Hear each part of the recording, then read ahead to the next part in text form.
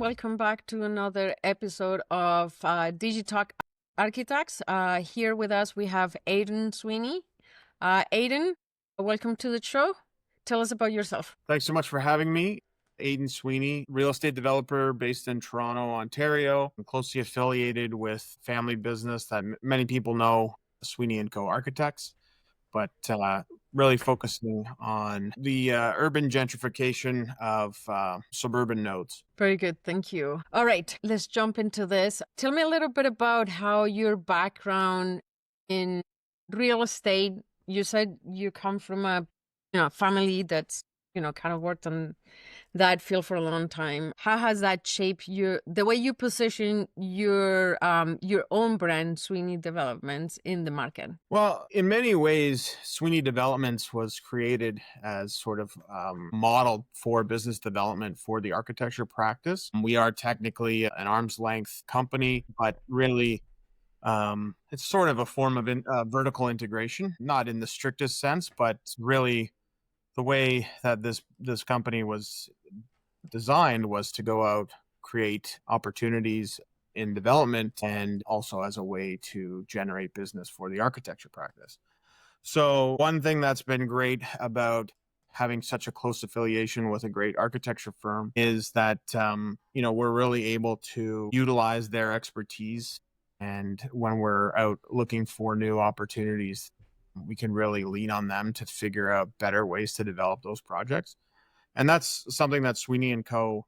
offers to all their clients. But I think, we really try to capitalize on it from our own perspective. And it's also a sense where, all that expertise is going out there helping clients and relationships, but why not capitalize on it ourselves kind of thing. So that's really where it's formulated from. Okay. So in terms of how do you approach your own branding and marketing for new developments so that, when you're going out to investors, municipalities, and, buyers all connect to that same version of what your vision is? Yeah, I would say that our brand really has become this idea where we want to build communities where the emphasis really is on walkability and more of a sustainable lifestyle.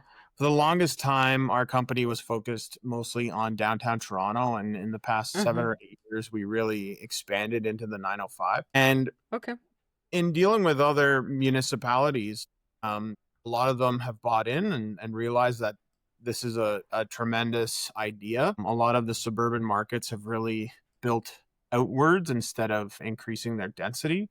And what density enables is efficiencies in other ways, right? So that's really become our brand. We're trying to encourage a more dense, walkable lifestyle, and alleviating car dependency. And in the case where you need to go a little bit further than a walk, you do have access to public transit, which allows it, ease of access, right? Okay.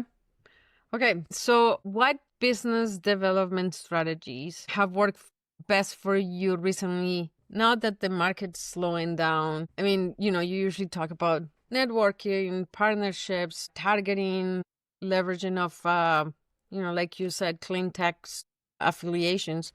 What are you doing right now? I think with business development, and maybe this goes for any business, it really comes down to relationships, right? Nurturing those relationships.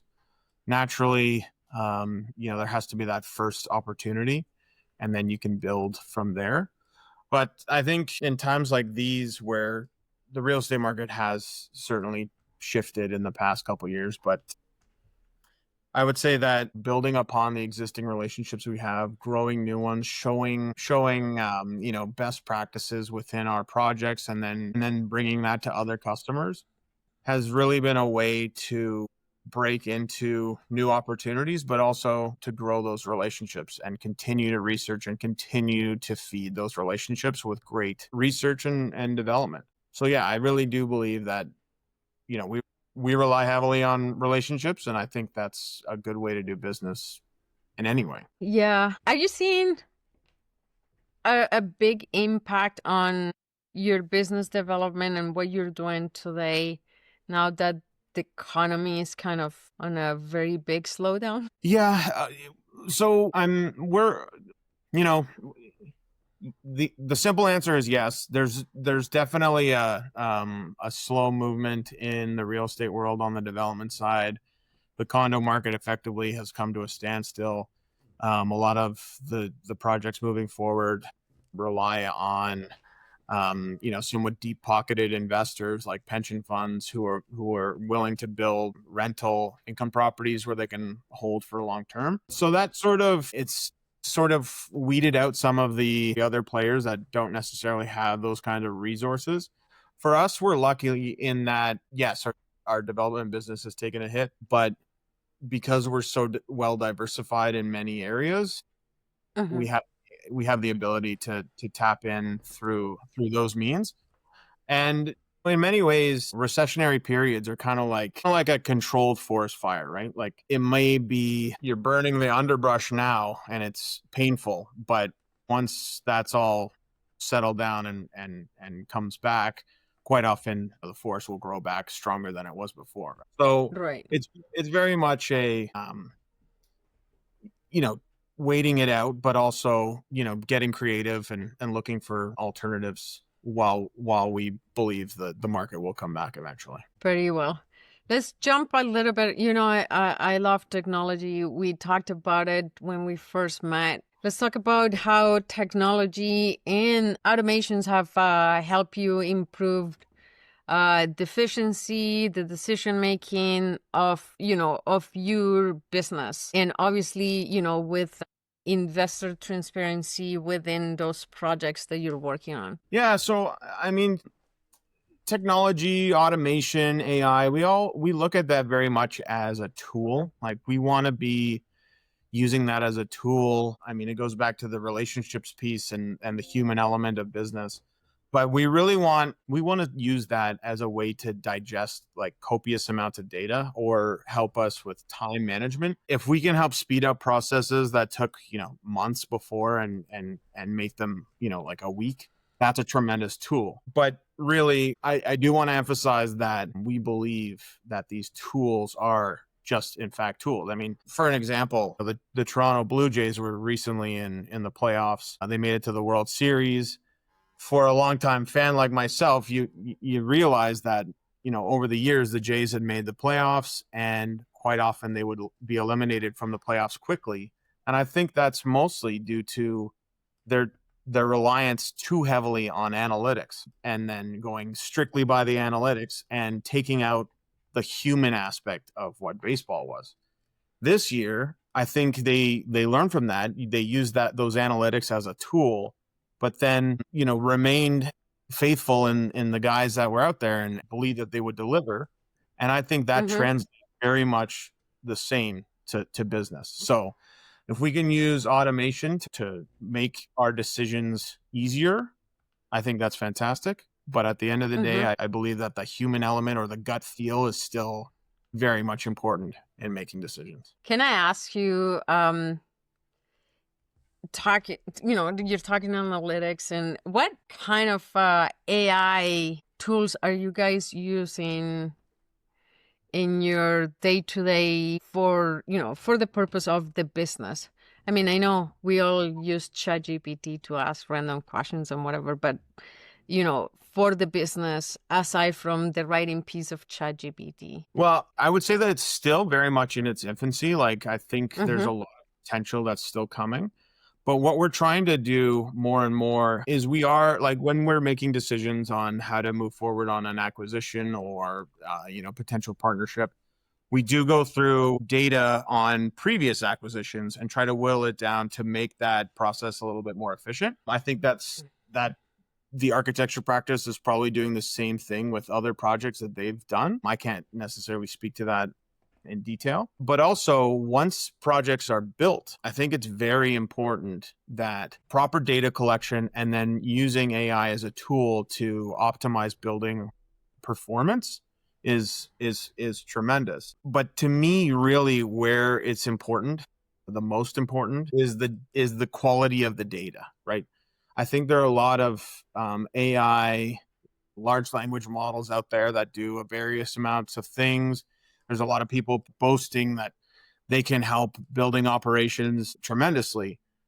But if they're only collecting high level data, that only goes so far. And if you can collect Mm-hmm. very, very granular data and really tap into what's, making that building tick, then I think that's really, really, a tremendous, powerful tool. I guess to use an analogy, it's almost like ChatGPT is like the Ford Model T of AI. iModel, right? So like when the Model T came out for Ford, everyone was like, "Oh wow, we can have a car. We don't need our horse and buggy anymore." That's great. But in a couple of years, all of a sudden, GM showed up, Chrysler, all these competitors, and you had options at several cars, right? Well, Yeah.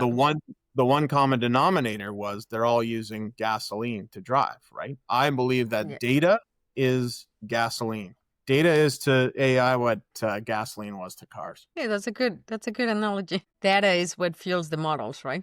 Yeah. Mm-hmm. Very good. Let me ask you this question. So we talked business development, AI, strategies. Now let's talk a little bit marketing for like what it is, your business and what you do. So what marketing channels or tools have proven to be the most efficient in cutting through the noise and actually building trust with your audiences? Like, how are you guys getting out there? Well, I think when we're making decisions at the front end, we're thinking about the back end from the beginning. And with real estate, the common cliche is location, location, location. But I think when we're making those acquisitions, we're thinking about how we're going to position this at the back end. So, Mm-hmm. and that all comes back to our original comment about branding and whatnot. And if we can acquire a site where we can really market the entire picture, not just, it very much includes the specifics and the design and the actual units themselves, but also if we can market the neighborhood, the walkability, the access to transit, all of that pieced in together, I think that's a really strong, powerful marketing tool.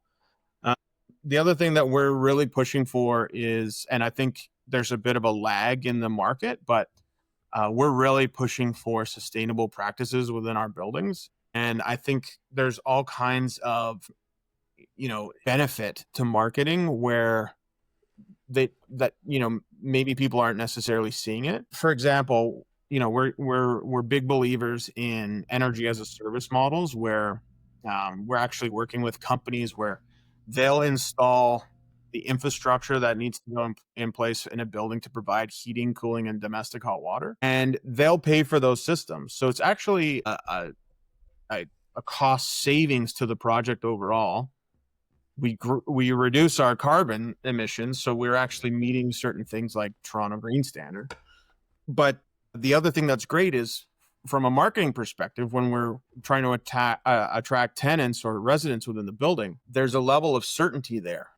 When you have gas powered heating and cooling, those prices can fluctuate with gas prices. But when you have Mm-hmm. locked in a geothermal system or a wastewater energy transfer system, if we can lock in a 30-year contract, that heating and cooling is going to be very much regulated, and it's actually attractive for people to know what that monthly cost is going to be. The other thing that's great about this is a lot of those large systems within a building, they can either be heating or cooling, not the same. But in a geothermal situation, in the shoulder months, like say late September, early October, there will be days when you want heating and there will be days when you want cooling, and it's very easy to do either one. And then the last piece with that is the health and wellness. um having these systems in place. Historically we have all the natural gas being fed into these buildings, and that's an explosive and poisonous gas. I think there's a huge benefit that people maybe not haven't really fully grasped yet, but if we can eliminate those dangers, there's a health and wellness aspect which plays back into the whole sustainability piece and walkability. If you're not sitting in a car 2 hours a day commuting, it's much more healthier to be able to walk to work, to the grocery store, or hop on a train if you need to. Okay. So on that note, talking about energy and all that stuff you just said, how do you translate that into compelling marketing messages? Well, this is all part of it, right? Like when we're out there in the market vlogging and telling people this is where where people should want to live. That's all part of it. That's all part of the process. That's all part of the attraction. So there's an affordability piece there too, right? I mean, Mm-hmm. if a lot of people moved out of the city core in order to find, more affordable housing. But then the problem is there's other expenses that are maybe unforeseen, but all of a sudden you need a car and that's expensive and you need parking and all this, right? If you can Mm-hmm. eliminate parking and your car payment, that's a huge affordability piece. I don't think, I think that the attractiveness of downtown Toronto has been that case for a long time, but I feel as though that other markets, other nodes need to be similar. And most of what we're doing is close to mass transit too, right? Like GO trains. So you can be downtown Toronto if you want to. Right. Let me ask you, where do you see AI making the biggest impact in real estate development? And I'm talking from building optimization to business development and marketing. You talked a little bit about it. Where do you see this going? Well, again, I think it's if it's used as a tool in multiple facets, I think it will be a tremendous thing. I think it'll be a great thing. Whether it's from the design perspective, if design can be made more efficient using that as a tool, or to even building optimization and performance, collecting granular data and being able to use that to figure out through an AI model to figure out the best possible way to manage your buildings.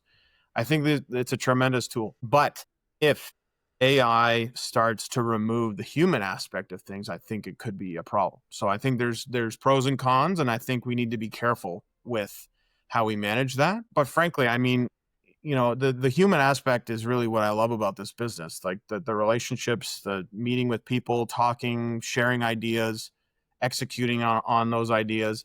If AI can help us move through and get to a decision quicker, that's fantastic.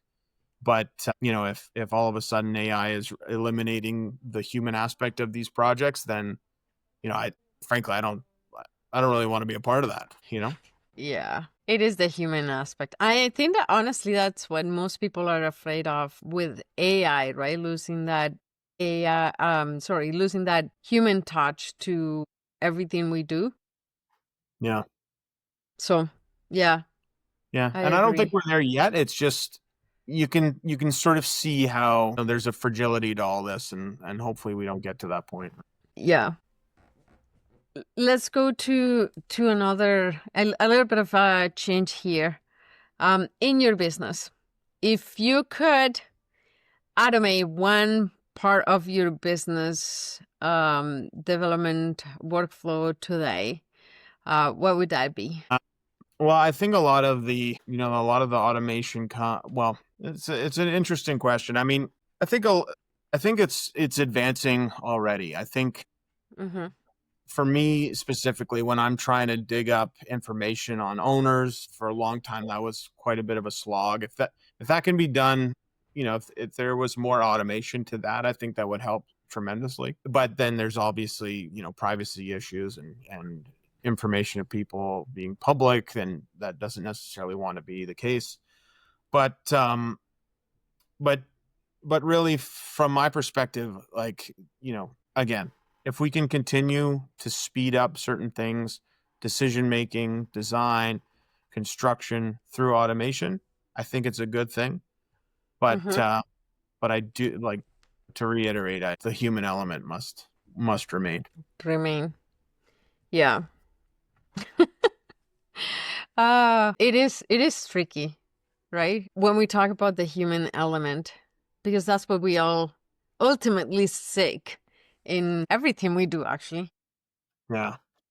But all these tools, I mean, honestly, I think all the tools are making all of our jobs easier. Well, most of our jobs easier. I think it's more about probably learning how to use the tools and being the one using the tools, as opposed to thinking that the tools are going to replace us as humans. Mm-hmm. But hey, everybody has their own opinion on how this is going to work out in the future. So yeah, and it's important that people, we increase jobs and our growing economy and making sure that people can afford to live and whatnot. And if all of a sudden all those jobs are gone, I mean, who knows how it'll all evolve, but I think it's important that people are taken care of for sure. yeah. So looking ahead, how do you see business development and marketing evolving in real estate as automations, AI, and sustainability continue to converge? Yeah, I think it comes back to my earlier point. I mean, the better the data, the better you're going to be able to work through this. So whether it's real estate on the acquisition side, figuring out what can be done with a site quicker, using, expertise of the people that are already in there today, and then using the data that they, all the work that they've done as data input into an AI solution where you can get to an answer quicker. I think that's a huge competitive advantage that will take place. Again, then, with the design side and construction, I think that's tremendous. But then really, I really have to reiterate the importance of data, right? Mm-hmm. Once that building is built and operational, I think if we want to sustain a long-term lifespan of these buildings, the best thing to do is have the most granular data and execute on it. That's why I'm so bullish on some of these technologies that we spoke about before that are really diving deep into the building optimization, collecting that data and working with that. Awesome. Well, it was great having you here. Thank you for coming out and spending this last half an hour with us and sharing your knowledge and, how you're applying all these new technologies and AI into your own business. It was great getting your point of view. Thank you for coming out. Yeah, thanks so much for having me. This was a lot of fun. Thank you, Aiden. Thanks. Thank you, everyone. We'll see you in the next episode of Digitalk Architects.